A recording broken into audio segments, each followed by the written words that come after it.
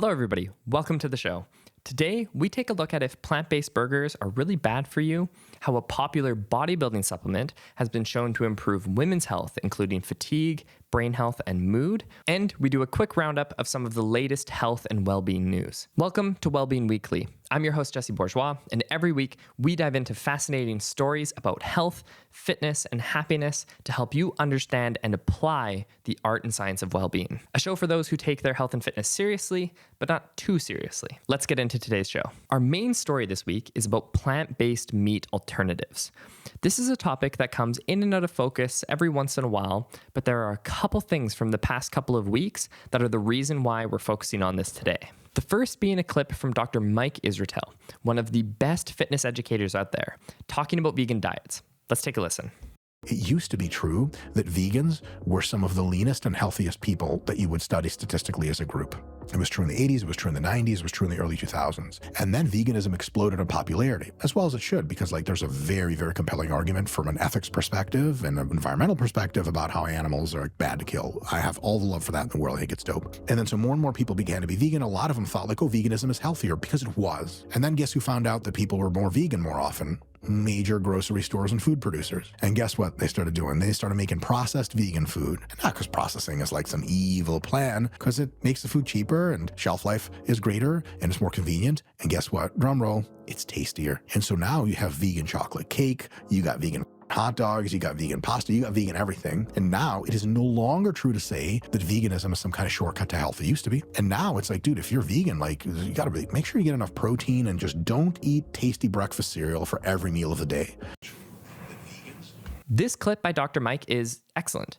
Most people familiar with the data on vegan diets would likely have nothing much to complain about with what he just said. The reason I wanted to share it with you is when I saw this clip, it reminded me of something Simon Hill often says on his podcast, The Proof.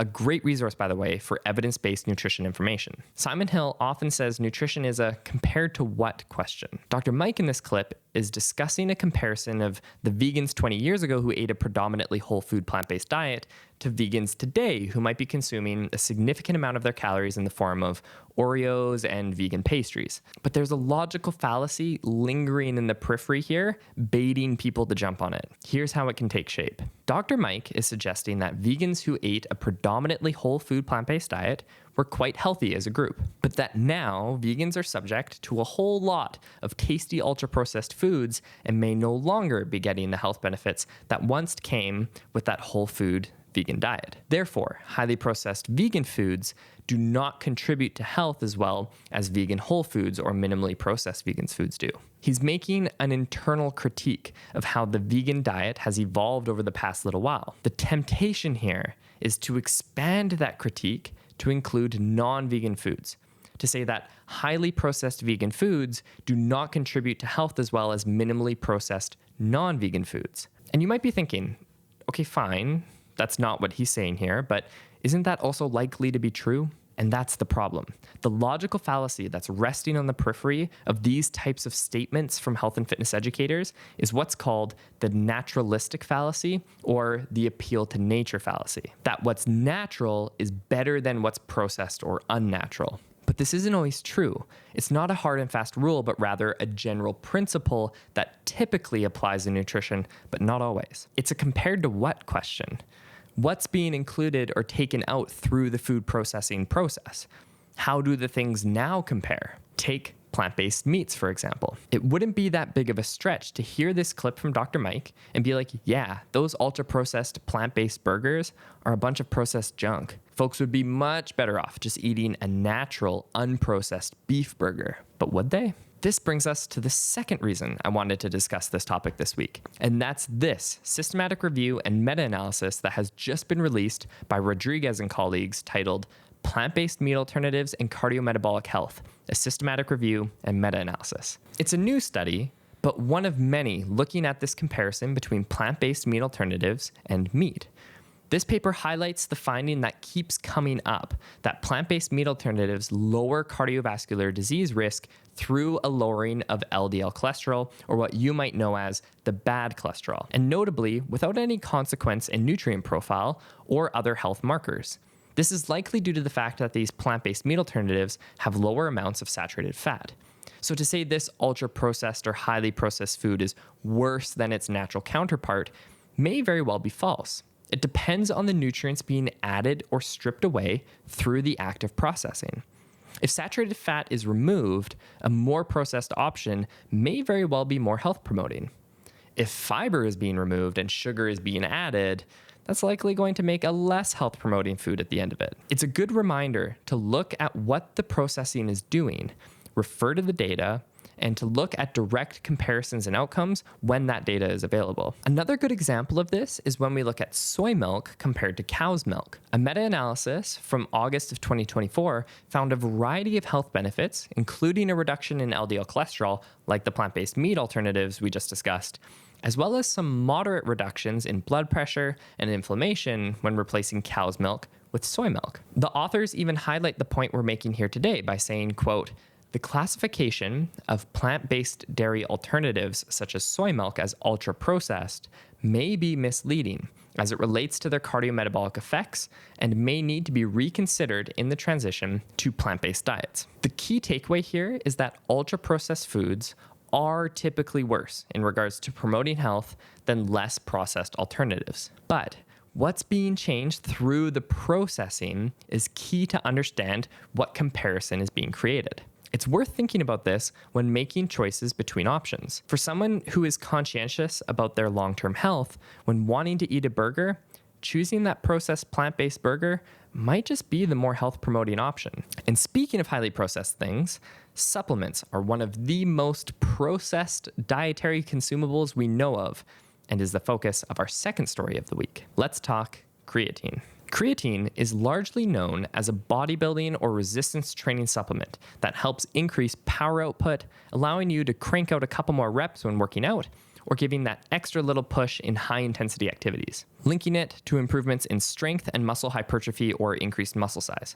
But creatine is not just having a moment, but a decade. Over the past 10 years, we've seen more and more research starting to pile up about creatine's role in things like brain health alongside the skeletal muscle benefits. But one paper in particular I want to highlight was brought to my attention through Dan Garner's Instagram. He's a legend in the nutrition space, and one of my goals with this show is to help you curate a social media environment that is of the highest quality, and Dan Garner is a must to include. This past week, he shared this study by Abby Smith-Ryan and her colleagues looking at creatine supplementation across the lifespan in women. And this was excellent in 3 ways that stood out to me.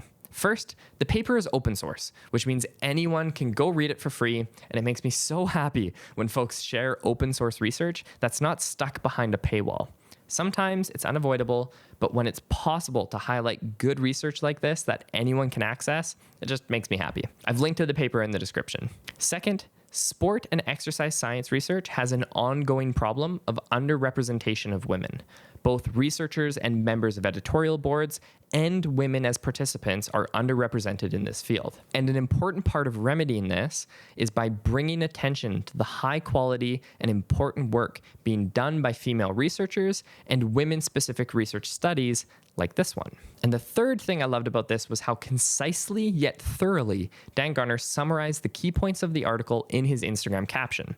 It's like reading the preface of a book, helping you get your mind right before you dive into the full content of it. Here's a quick overview of some of the key points. Women have 70 to 80% lower endogenous creatine stores compared to men, which could suggest supplementation as particularly beneficial. Creatine, when combined with resistance training, can produce benefits for bone mineral density in postmenopausal women compared to just resistance training alone. So remember to send this video to your moms after you finish watching. A couple of the other key things noted in this paper is how creatine may play a particularly helpful role for women in providing energy support for the brain, helping with mood and cognition. That creatine can help mitigate some of the protein-related changes that occur during the menstrual cycle in a beneficial way. And overall, how creatine is helpful for brain health, hormonal support, and strength and muscle throughout the lifespan for women. A convincing paper regarding creatine's role in benefiting women's well-being across the lifespan. Now, it's always good practice to consult your physician or qualified nutrition professional like a dietitian before adding a supplement to your wellness regime.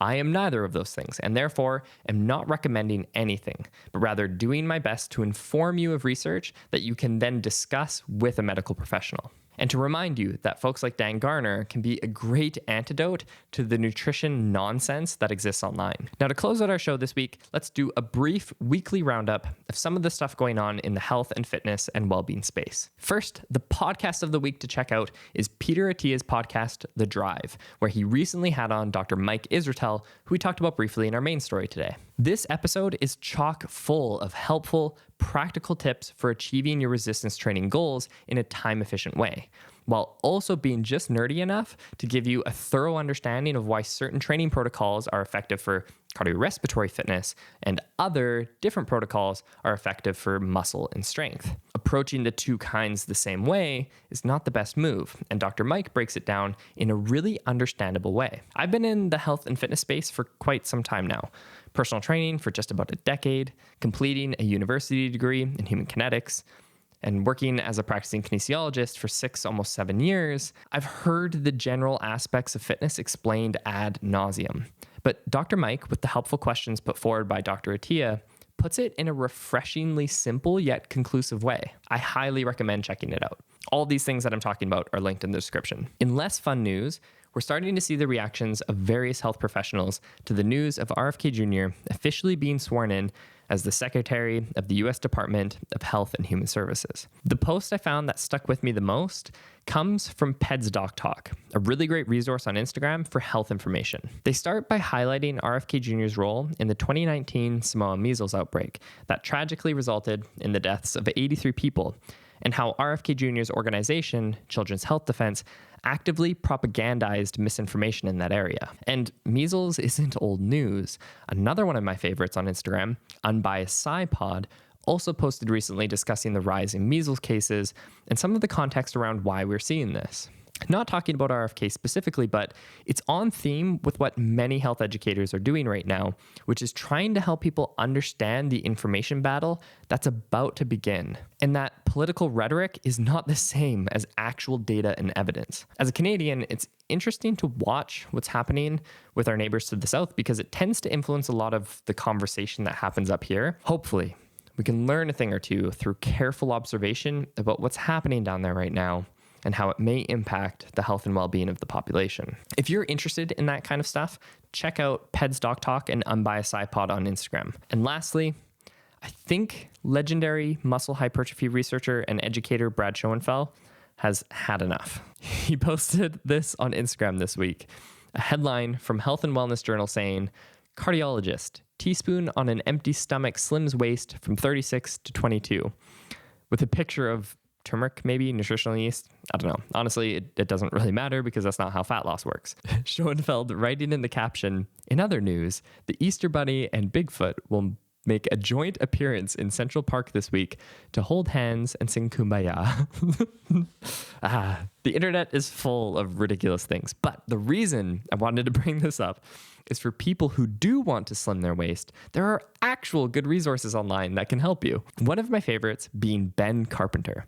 If fat loss is a goal of yours, I can promise you won't be disappointed by following Ben's work. And he has 2 books out now that can help you in your journey in a thoughtful, caring, and evidence-based way. His Instagram is excellent. That's it for our show this week. This is a new style of video we're trying out, so if you enjoyed it, please do let me know in the comments below or by connecting with me on social media. I would love to hear your thoughts.